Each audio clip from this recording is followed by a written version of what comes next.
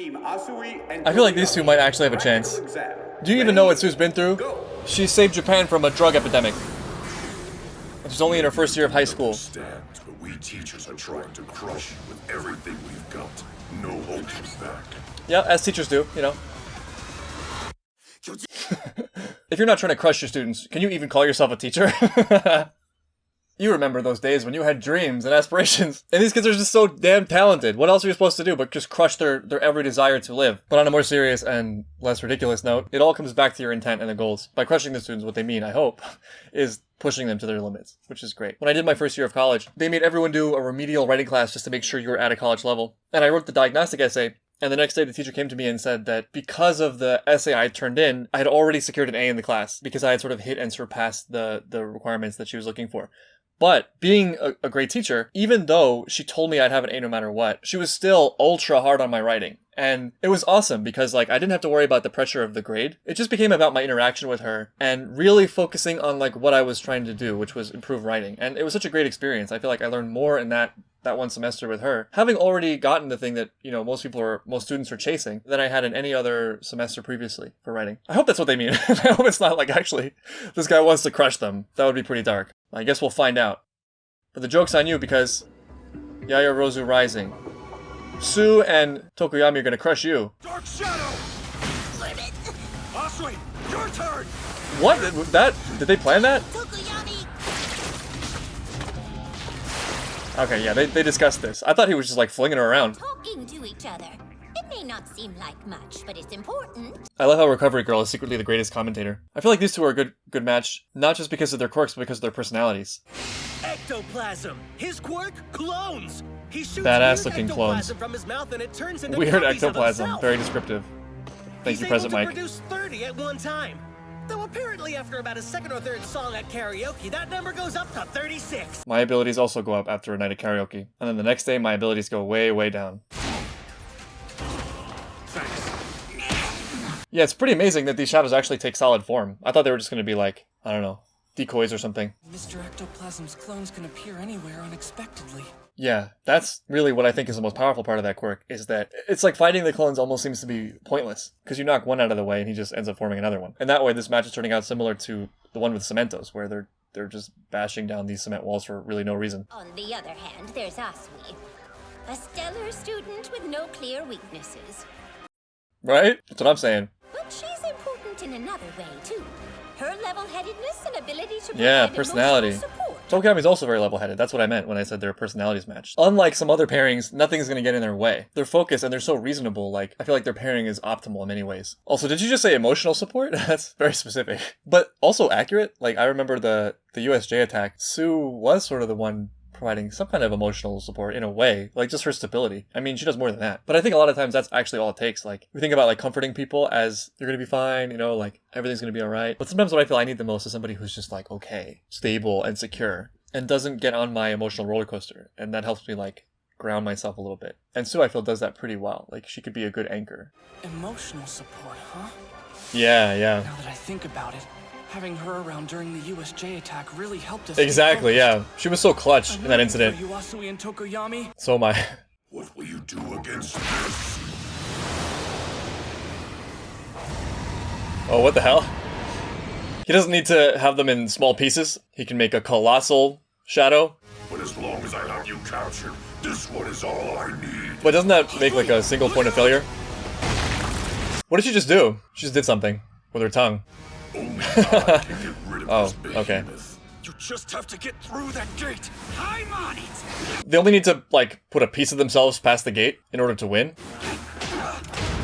He's making it look so I easy. don't think he has a chance against a real pro. Yeah, he's not even using hands. Reach him, we do have a chance. There's that positive attitude. The emotional support. Really She swallowed something. Do this. Oh yeah, doesn't she have another quirk that they mentioned when she was introduced that I made fun of? We've got this. That's the kind of positive attitude Tokoyami I need more of in my life. This can-do attitude. Heroes. Refusing to quit. This is actually a great episode for Sue. I figured this was the only way we could win if he managed to Tokoyami's face. So I swallowed the cuffs. Regurgitation. Nice. Wow, they actually... Did they just win? They just won, right? Yeah. Wow. Hell yeah. Dark Shadow and Frog together, what a great team! Nice. I must commend you both. Hey, at least he's giving a praise. I'm truly humbled, sir. So Tokoyami and Asui passed their exam. Oh yeah, she lost to Tokoyami in the tournament. Doesn't seem like her head is totally in the right place. She's doubting herself. Mr. Power Loader can do this? Apparently. What now? Mr. Power Loader. I think our best choice right now is to go and find a hero who is better suited to take him on. He just really taking this roleplay seriously. There are traps between us and the gate. Not to mention we have no idea where Mr. Power Loader will attack next. Why does this remind me of Twisted Metal? Still make it, as long as we work together. All right. They don't seem as in sync though as... Oh no, I can no. only imagine how stupid we look right now. You could have at least done a dance first. Done us that courtesy. We're gonna fall! Find the best solution, Tenya. Come on! If only yelling at yourself like that helps you think. Reciprocal extend! I stand corrected. Maybe that's the right strategy. Wow, they actually did it. When you yell yourself to victory. It was kind of a risky move, but it put a quick end to the match. Yeah, these students are killing it now. To get your friend out of the ring without getting yourself injured. Hell yeah, I feel so vindicated for like rooting for them. I was hoping that the teachers would be challenged as well. I'm really glad for Ida especially because I feel like after everything that's happened, after like the decision he made to do better, I want to see him rewarded. You know what I mean? I want to see him have a victory so we can like get out of that. Because the way I feel it often works is it's so easy to end up in spirals. Like when things start to go wrong, you can downward spiral really quickly, but you can also upward spiral. So I want to see him get victories. Thank you very much. There you go. They're both amazing. I promise. Yeah, here it is. Perfect hero. Making good on his promise. You're so cool. It is cool. In his way. Speaking of spirals, she's like in the opposite direction. She's just full of doubt. At least she has a good partner. This is about as stacked a team as you can get. Practical exam. Ready? Go. Yeah, but I feel like she's gonna get in her own way. The danger of these situations, I think, is how deeply you internalize them. And that's what I feel she's doing. Like, a failure is a failure, right? They're inevitable. But it's difficult because when you experience something like that, it raises sort of like a red flag where you're like, oh, this is not matching up to my expectations. Is something wrong? You know what I mean? And already, once that anxiety creeps in, that's sort of a hindrance, you know? Like, it makes you second guess yourself. It reduces your ability to act spontaneously and to think creatively, you know? And then when you experience a second failure or a third failure, that's when it can get ugly. If you start to identify that failure as a result of some kind of intrinsic or maybe permanent quality in yourself. Like, am I just a failure? You know, am I just incapable? Am I stupid? Etc. And then you're sort of in a downward spiral because you've attributed some series of events and circumstances to some immutable quality in yourself, which is tough to separate. I do think it's very important to learn from failure and reflect on what went wrong, but I think over-identifying with the failure is the mistake. And it feels to me like Momo is sort of wondering if she even belongs here, which of course she does, but in this state, it's easy to see her sinking deeper into it, as opposed to just seeing it as a challenge in front of her. It's kind of cool how that comes right on the heels of Sue, right? Like Sue's on the brink of defeat, but is still thinking clearly, you know, is not wrapped up mentally. The good news, I think, in all this is that it's possible to spiral upwards as well, you know, like one victory. One good victory often erases the pain and memory of a lot of failed challenges, and even small victories can build towards that. For me, what helps me a lot is taking action. If I'm obsessed about something and I feel a lot of anxiety about something, I try to do one small thing that makes me feel like I've taken a step, even if it's a tiny step, towards improving that situation. And that's usually enough for me to get the ball rolling at least and feel content with the day or the moment until the next thing I can do, you know, etc., etc. I want you to keep making small objects. When you stop being able to, it means Mr. Aizawa's close by. Smart. Back. That's class 1. Right, they're fighting Aizawa. Oh no, it's not good for Momo. How do you beat Aizawa with anything other than stealth? Sure. Oh no, the doubt. No problem. The doubt. Guess those It's a good choice of items. What are they? Russian dolls. Expect nothing less from you, Todoroki. Aizawa can just follow the You were trail able of to come up Russian with a nesting plan to use dolls. against Mr. Aizawa so quickly. You knew exactly what was best as soon as we started. Is she fishing for compliments? As students who got into UA through recommendations, we started from the same place. Oh, that's right, they have that in common. Yaoyorozu, you're not making those dolls. He's coming. I'm sorry. If you know Oh no, that was... you should be acting. Yeah, not a good time for that little exchange. This will be He's so deadly with like the combination of always going to catch you first. erasure and toilet paper. Offense. I can burn or freeze these restraints in an instant. Do whatever you want. Just be careful where you land. Oh! Perfectly prepared to defeat you both. I wonder how much money Aizawa spends on eye drops every month. A lot, probably. Is Todoroki okay? Is this right? Should I take the time and make something to help me go faster? Can I make it? You can try yelling at yourself like Ida does. She obviously lost her confidence after the sports He's so festival. observant. Mr. Aizawa! But like letting her win is not the way. And it's not his style either. He will beat her. Creation! There you go. I'm so sorry, Todoroki! And she's lost her ability to trust in her own instincts and reactions. Yeah, how do you get out of that state? It's tough. I'd like to help her regain her confidence, but that's not my job right now. Yeah, exactly. That's not his style. And honestly, I appreciate that. Now that I think about it, she looked like she had something to say. Yeah, she was really looking for someone to dump out her feelings on. Much like Todoroki did in the tunnel with Midoriya, so he should know that. He should know that feeling at least. I'm here to issue a challenge to you, Deku, and that challenge is in the form of my tragic backstory. What's the right answer? Gotta just make a choice. I should have asked before and not told you what to do. We're both gonna fail. Snap out of it. Spit it out already. Yeah. You had 2 votes, remember? One of those votes was mine. Wow. Because I thought you would be best at leading our class. There you go. That was sweet. Yeah, just give her a little push. But maybe. Giving up? I mean, it's Aizawa though, so... What are these? Oh, she was ready. Those were not normal Russian dolls. Flash bombs, that's, I mean, pretty clever. You've got a strategy. Yes. But Aizawa has a strategy too. A lifetime supply of eye drops. As a result of my injuries, I can't use my quirk for as long, and I have to rest Oh on my no. erasures. Damn, man. That's a real tragedy, honestly. That's terrible. A brief interval when Mr. Aizawa blinks before he can use his quirk again. This is it. I see. So they could like perpetually use their quirk so it comes out in the moment that he blinks. I blocked him with the wall the moment my quirk came back. We can use our powers again. So can you tell me the rest of your plan now? Is that Aizawa's scarf you're making?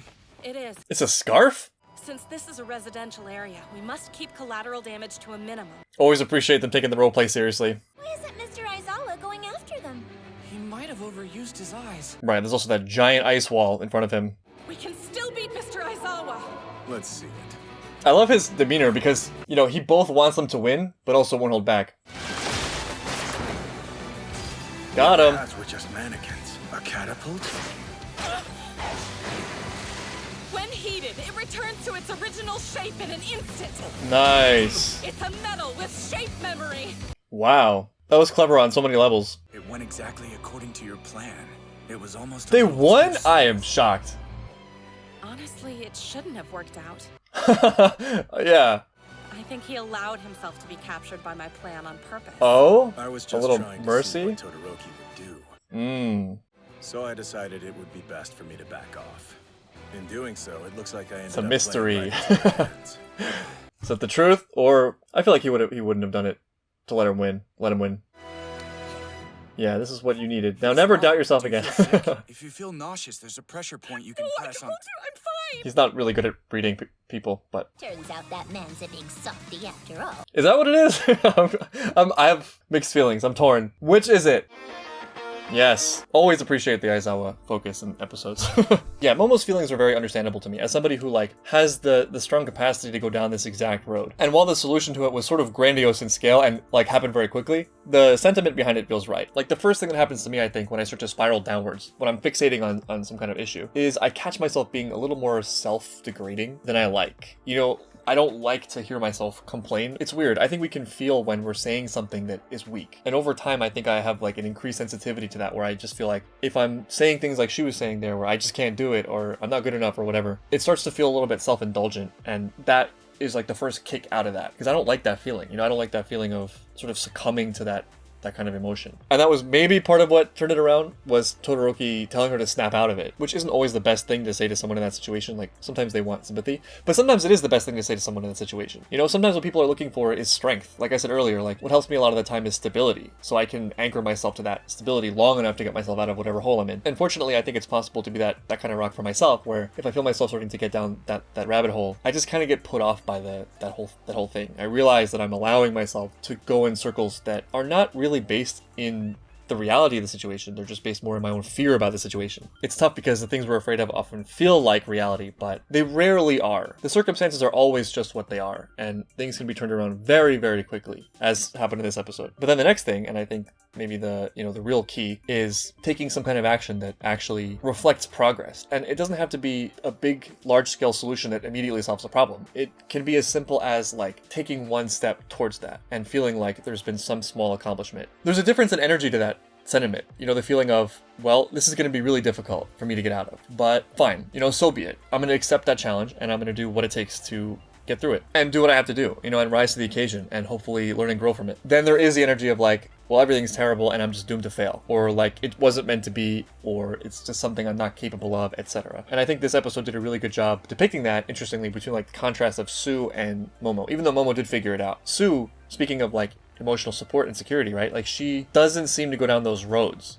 She just focuses on what she has to do. And she will fail, right? But I think she maximizes her chances of success by focusing on exactly the actions she has to take, rather than tying it up in her own self-identity and thinking about herself as like lesser or not deserving to be there like Momo. So it's sort of a neat and dramatic resolution to the Momo crisis, but it feels right, you know what I mean? I also like Todoroki, you know, continuing on this humble arc.